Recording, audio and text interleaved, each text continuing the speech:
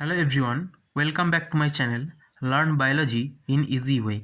In this video, we are going to learn about an important topic of biochemistry, that is structure of protein.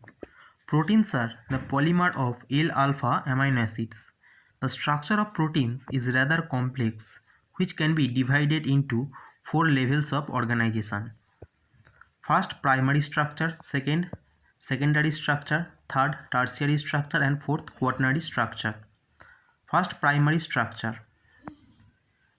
The linear sequence of amino acids forming the backbone of protein, which is polypeptides. Each protein has a unique sequence of amino acids which is determined by the genes contained in DNA. The primary structure of a protein is largely responsible for its function.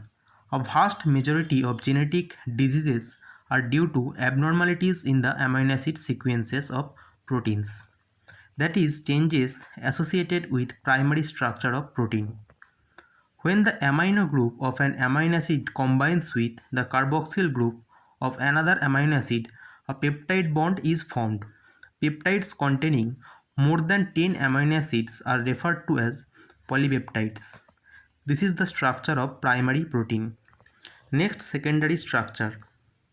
Secondary structure of protein is spatial arrangement of protein by twisting of the polypeptide chain. The amino acids are located close to each other in their sequence. Two types of secondary structures, alpha helix and beta sheet, are mainly identified.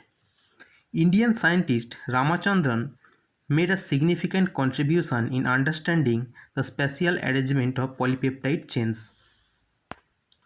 This is the secondary structure of protein. Next, tertiary structure. The three-dimensional arrangement of protein structure is referred to as tertiary structure.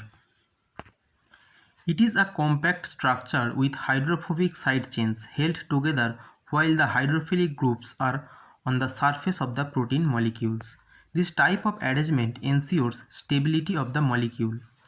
Besides the hydrogen bonds, disulfide bonds, ionic interactions, hydrophobic interactions, and van der Waals forces also contribute to the tertiary structure of proteins. This is the tertiary structure of protein. Next, quaternary structure. Some of the proteins consist of two or more polypeptides which may be identical or unrelated. Such proteins are termed as oligomers and possess quaternary structure. The monomeric subunits are held together by non-covalent bonds, namely hydrogen bonds, hydrophobic interactions, and ionic bonds. Examples of oligomeric proteins: hemoglobin, aspartate transcarbamylase, lactate dehydrogenase, etc. This is the structure of quaternary protein. Thank you.